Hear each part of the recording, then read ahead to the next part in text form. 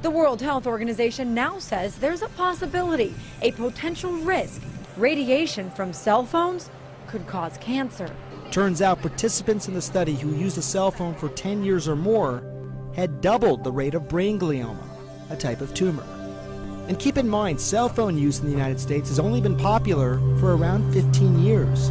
After several minutes, that it really starts causing DNA problems. It even heats the brain. What microwave radiation does, in the most simplistic term, is very similar to what happens to your food. When you put your food in a microwave oven, it's essentially cooking the brain. If you've ever put a cell phone to your ear, you should listen to what neurosurgeon Dr. Keith Black has to say. There's no way to say that cell phone use is safe. I think that the public has a right to know that there could be a potential risk. Environmental factors take decades to see their effect, not a few years. So if it may take decades to get a clearer answer, what can we say about cell phone safety now? All right, now tonight's top story, your lifeline to the world is being linked to cancer. This is the story that we have been talking about all day. Should we really be concerned about using our cell phones? Stephanie, what do you have to say? Well, Cherie, Jack, we've all wondered if our cell phones are passing radiation through our bodies. And tonight, the doctors we talked to confirm there's enough evidence. This is well recognized now as a possible risk to cancer. So the most vulnerable age group are going to be children, and more kids are using these cell phones. Tu showed us his computer model, which shows us how much radio frequency children can absorb. It's enough for Tu to realize consumers should be alerted and aware. In children, their skull is thinner, their scalp is thinner, so the microwave radiation can penetrate deeper into the brain of children and young adults. And their cells are dividing at a much faster rate, so the impact of the microwave radiation can be much larger. And here's something else that might surprise you. The cell manufacturers themselves actually advise against putting the cell phone right next to your head or really anywhere in your body. Dr. Keith Black has been talking about this longer than many, but the voices joining him are becoming louder and more prominent. The city of San Francisco pushed for radiation warning labels on cell phones.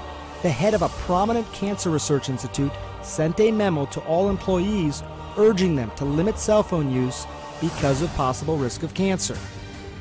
And the European Environmental Agency has pushed for more studies, saying cell phones could be as big a public health risk as smoking, asbestos, and leaded gasoline. More than 2/3 of Americans have cell phones, but there's long been a question: does heavy cell phone use hurt human health? Lindsay Davis reports on a major new study which for the first time shows cell phones do seem to have some mysterious effect on the brain. Some are calling the study a landmark event in our understanding of how cell phones affect the human body. 47 participants had cell phones placed on their left and right ears. One cell phone was activated but muted, the other was turned off. After 50 minutes, the researchers took PET scans of the subjects. Look at what they found. The image on the left shows what happened when the cell phone was turned on. The most active areas are in red. Notice the upper right part of the brain. That's the area closest to the antenna. Compare that with this image on the right of the same subject when they had their cell phones turned off. A committee composed of scientists from 14 different countries working for the World Health Organization concluded that exposure to cell phone radiation is a possible carcinogen because what the cell phones do is emit a radio frequency magnetic field which interacts with your own biological signaling system to cause this increase. And this expert World Health Scientific Committee found that there was a 40% increased risk of cancer. It's interesting because you look at all the studies out there and most people will say, look, I mean, they're fine. A lot of scientists will say that. But, you know, I've read all these studies, Larry. I mean, I've spent the last year sort of really reading this, and there's 16 really good studies out there, a few since 2000.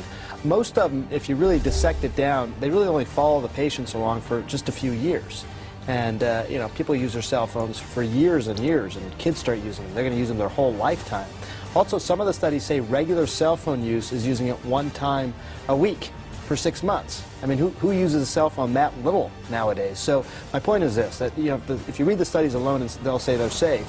But if you start to say, well, look, wait a second, how about if it's 10 years? How about it's 20, 30, 40 years? We don't know yet. We don't know. And if you use your phone all the time, like people in the news business, they have a cell phone to the ear all the time. Is that really safe?